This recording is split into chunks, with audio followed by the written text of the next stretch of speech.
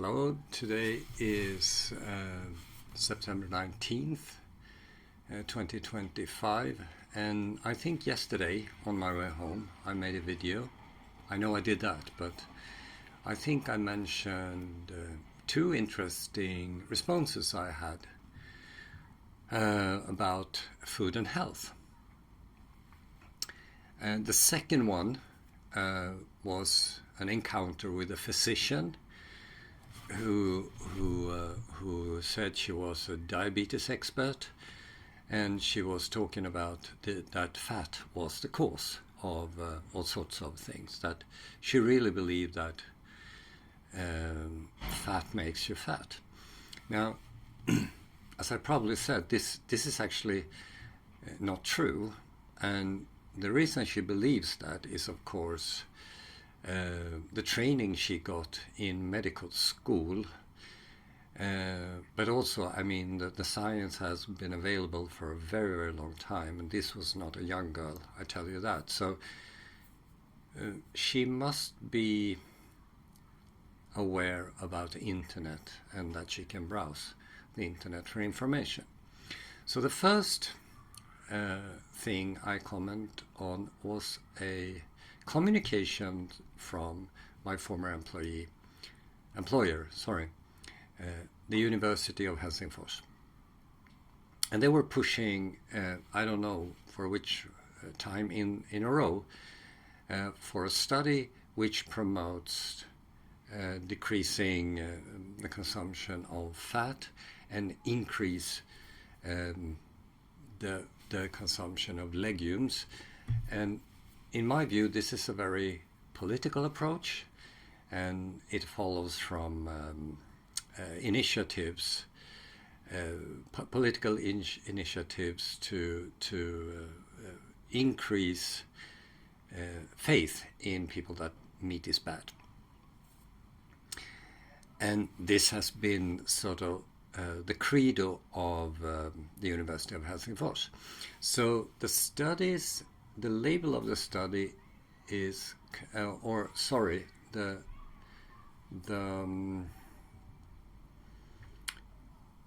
label of the communication is as follows: consuming more legumes and less red and processed meat may have a surprisingly positive impact on men's health. Now mark the word may, because that indicates that this is not a paper which shows cause-effect. And they link to the original study,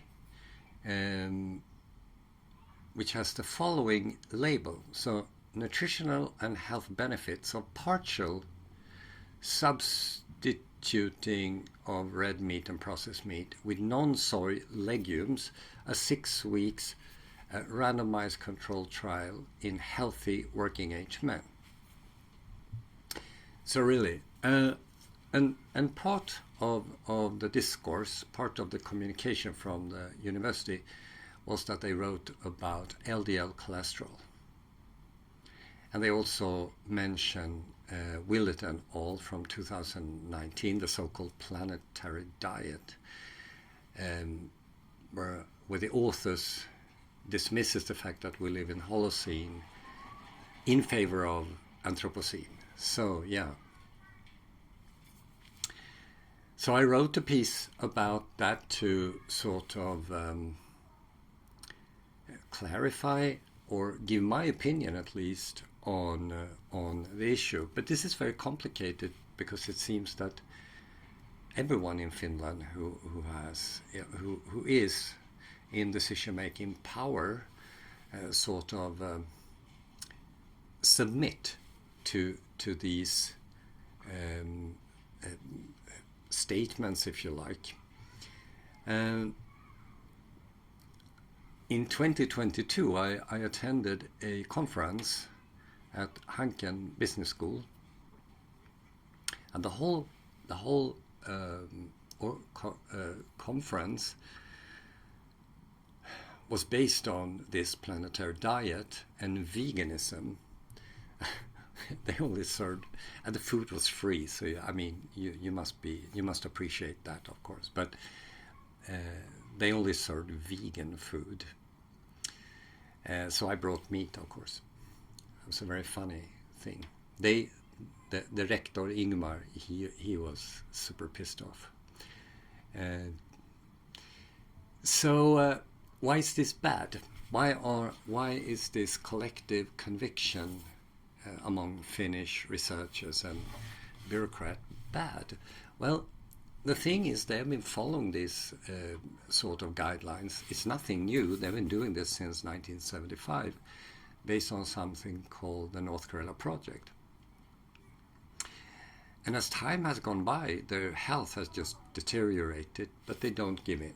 But anyway, so for example, in 2020, I mean, I started my research stint in 2018, and 2020 I attended a conference where they sent an alarm claiming that childhood obesity is rampant, it's soaring in Finland. And then, you know, just a couple of years later, the police was talking with me about Finnish women's relational aggressiveness. And just a month after I attended another conference where people from the Ministry of Education and Culture said that too many Finnish children fail reading comprehension and culture. This is super bad. And then it just kept coming. I have a 14-point list, but I'm not going to mention this here. So in 2023, a lady who runs a children's rights conference claimed a number of things, confirming the stuff about relational aggressiveness, but also said that Finland has the highest prevalence of depression in the European Union. At the same year, a report from EU and OECD presented a report from EU and the OECD. They mapped health issues in the European Union, and I just going to mention Sweden and Finland because we have the same genetics, culture, and language basically. But death rates due to lack of oxygen in the heart, that's ischemic heart disease, in Sweden 10%, in Finland 15%. That's 50% more.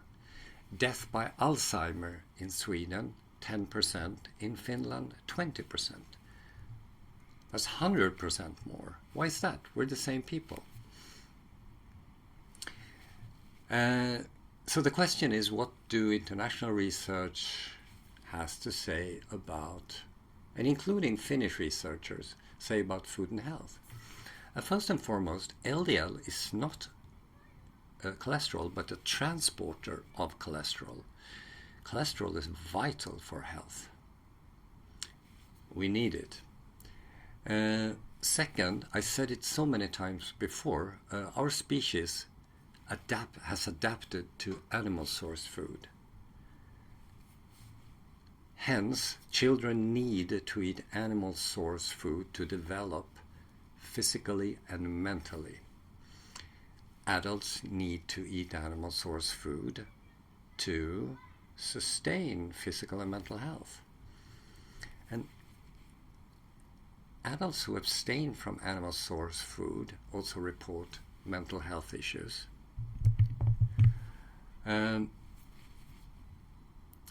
So, adding to the bad stuff, in 2023, which I mentioned so many times, Finland's largest tabloid, Helsingin Sanomat, claimed that the research at this university where they published this legume stuff has collapsed or had collapsed. And I said it again, in 2024, Finland's Brain Foundation predicted that 50% of all women and 33% of all men above the age of 33 will contract a serious brain disease, and they mean Alzheimer. But that didn't take the cake. In 2025, the university with the legume communication stated, this was this summer in July, that 73% of all Finnish women and 70% of all Finnish men will receive a mental health diagnosis. So why are these researching sticking to this narrative that meat but they also claim that saturated fat is bad for you? Well, the short possible answer: continued influence bias. I have to read this. Misinformation continues to influence memory and reasoning about the event, despite the misinformation having been corrected. So remember, I'm giving master classes about this because I don't have any research money, probably because I promote meat, eggs and whole dairy. Super funny and tragic in a way. So feel free to connect me to I come to your company, or just you gather a bunch of friends, 50, and I can give you all the details about this, or join my health coaching. See you next time.